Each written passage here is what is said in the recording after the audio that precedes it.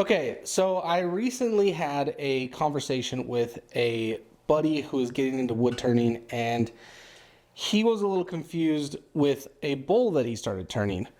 He had a segmented bowl just like this with a base just like this, and he wasn't sure what to do with it or how to start it. He also picked up a chuck and wanted to use that, and he wasn't sure where to start or how to make these two work together really.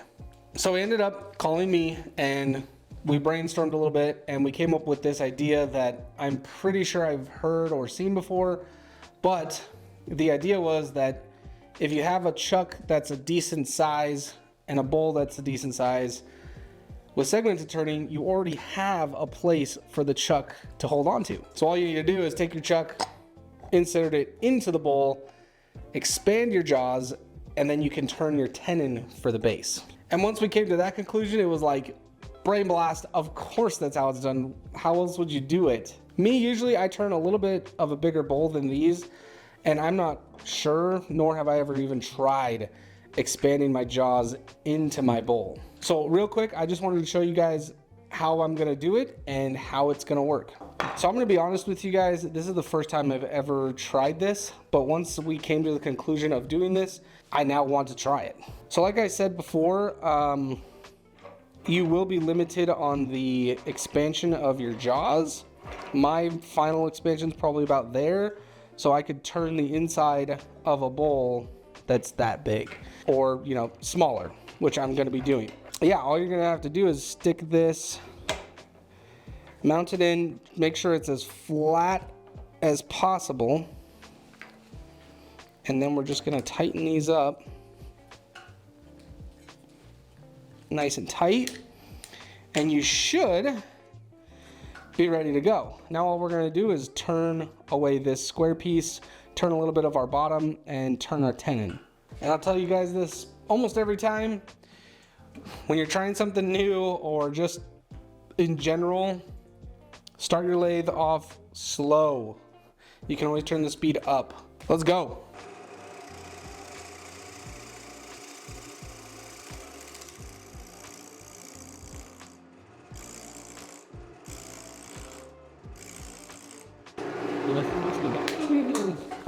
So real quick, I know that turning these outside corners is scary because you can barely see them, and you might be worried about like, well, what if my tool is turning and it goes like this and then it catches and all that, which is definitely a possibility. But when you're turning your outside corners, you just want to go slow. You want to apply very, very light pressure towards the corners. And that will, it should work out fine. But light pressure towards the corners, or if you want to negate this in total, just lob these corners off and do it that way. But with smaller pieces like this, I don't mind turning away these corners.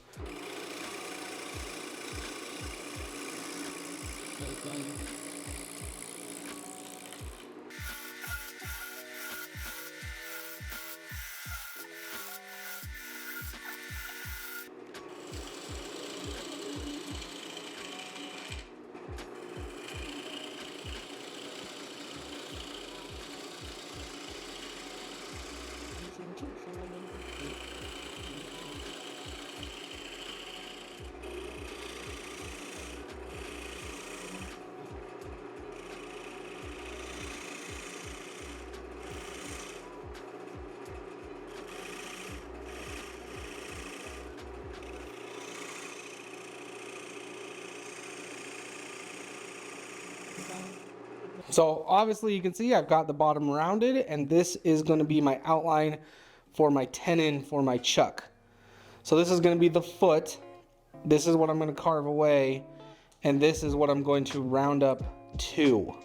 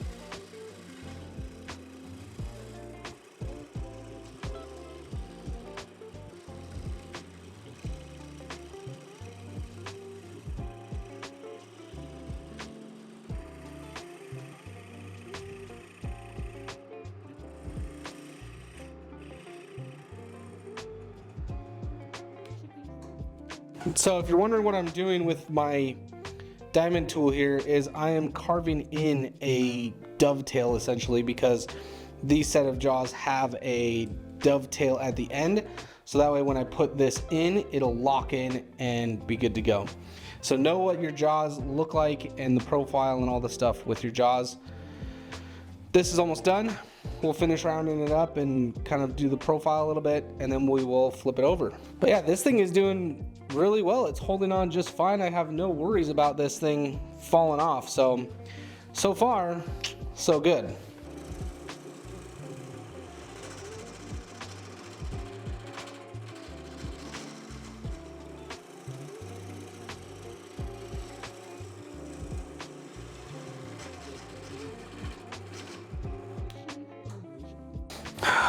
Looks good. I'm gonna sand this and then we will flip it over. I'm not gonna turn the whole profile just because you put your chuck in here and it can change and be out of whack a little bit.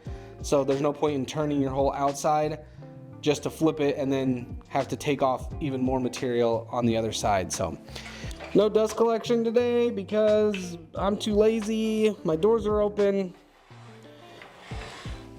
It's a nice day out here. It's almost 40 degrees today, so doors are open.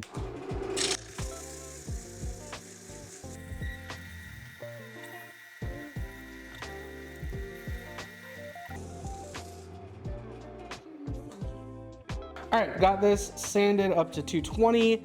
Looks great. Let's get it off and flip it around. Oh, that was fairly easy. Just like that. We're off. Let me bring you in real quick and show you what my chuck pieces look like so I can explain to you the dovetail thing that I was doing before. So I know it might be kind of hard to see, but right here from this point to here just barely tapers out. So that's why I put a tiny little dovetail on the inside of the bowl, so when I put it on here and tighten it up, it will lock in place. And with the lockdown, we will be ready to turn. And okay, locked in, locked and ready to go.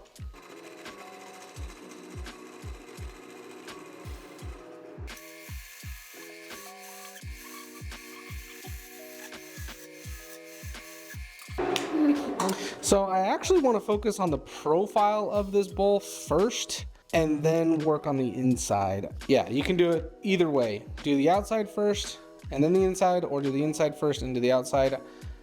For this one, I'm gonna focus on the profile and how it looks, and then we'll go from there.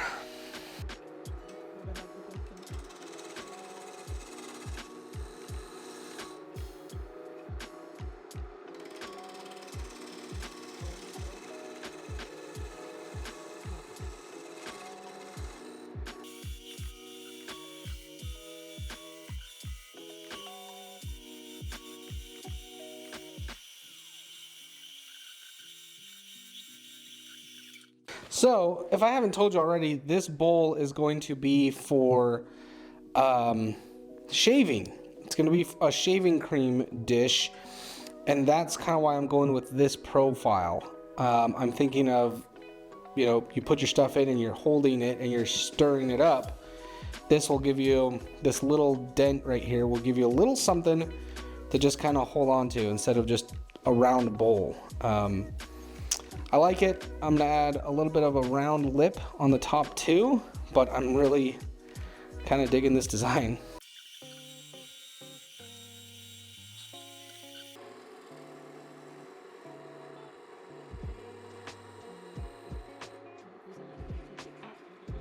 So before I get into establishing this little round over, I want to turn the inside of the bowl to see just how far over my edge is going to come, and then that can help me distinguish how this round over is going to go.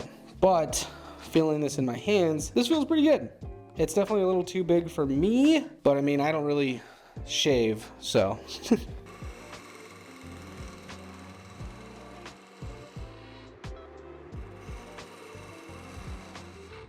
I can't see what I'm carving at all. I need to move my light.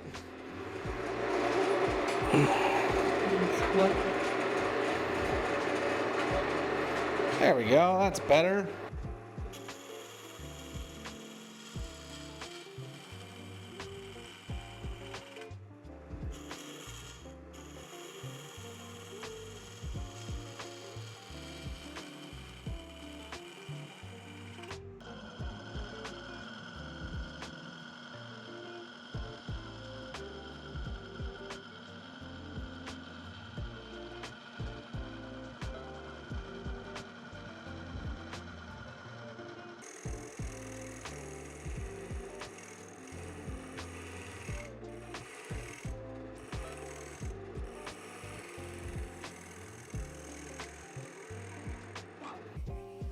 Okay. I am digging that. I am digging the inside of this. I know you guys can't see it right now, but I'll show you. I had a hard time transitioning the segments to the flat part for some reason. I had a big bump like right up in here, so I got rid of that, but now the bottom has ripples. So I just need to take some time, smooth that out, and then I think the inside is good.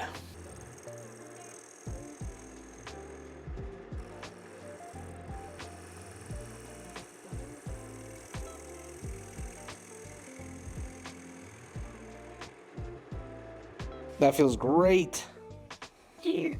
Yes. Okay, we're gonna focus on the outside now.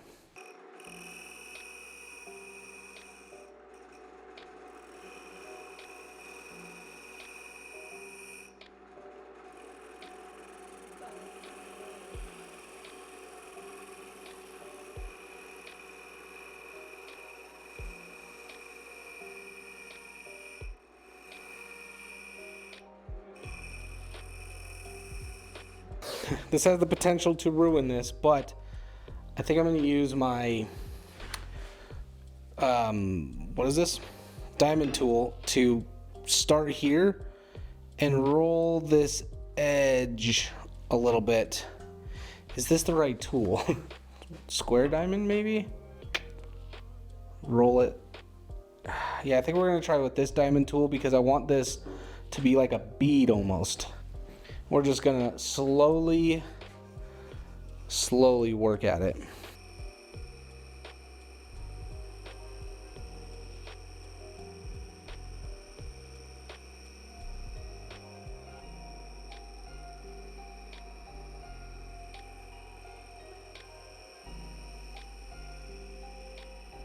So I'm gonna bring this in and I'm gonna continue to round this over, I hope. Maybe now we use the square tool to really help us round this over.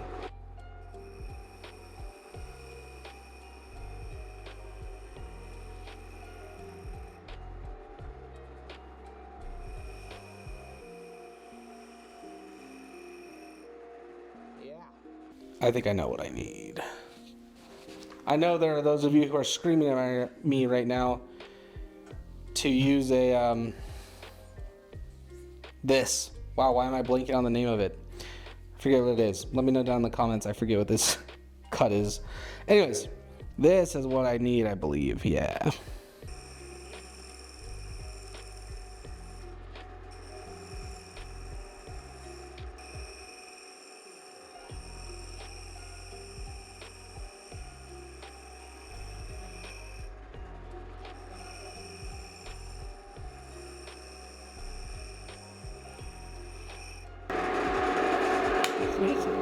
I just remembered, skew chisel. Yes, that is looking sweet. That is what I was envisioning. Nice little brim. I think I want that even deeper though if I have space. Yeah, I got space.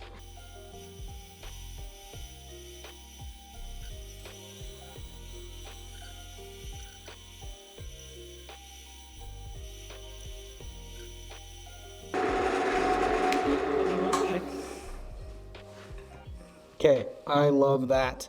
I wish it was a little more curvy, you know what I'm saying? But I think that's not bad. I need to work on the shape a little bit more, but I think it's looking good.